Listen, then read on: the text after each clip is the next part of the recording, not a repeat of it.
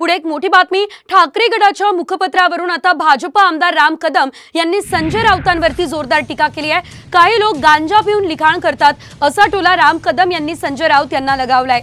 निकालाबाबतचं भाकीत खोटं ठरल्यावर राजकीय संन्यास घेणार का असा सवाल राम कदम यांनी राऊतांना केलाय। यावर संन्यास घ्यायची वेळ कुणावर येणार हे 4 जूनला कळेल। हा पलटवार विरोधी पक्षनेते विजय वडेट्टीवार यांनी कदम यांच्यावर केलाय।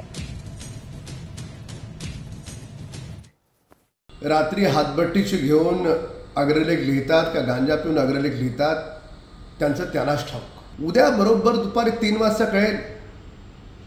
वसुलीबाज लोकांच्या छाताडावर पाय ठेवत मोदीजी पुन्हा येणार। खोटं बोललात म्हणून उद्या मोदीजींपुढे तुम्ही लोटांगण घालणार का हा आमचा सवाल आहे। गांजा कोण पित होते हे महाराष्ट्राला माहीत आहे। काही लोक आता सोडल्यानंतर गांजाची आठवण वारंवार करत असतील तर त्यांना लकलाभ आहे।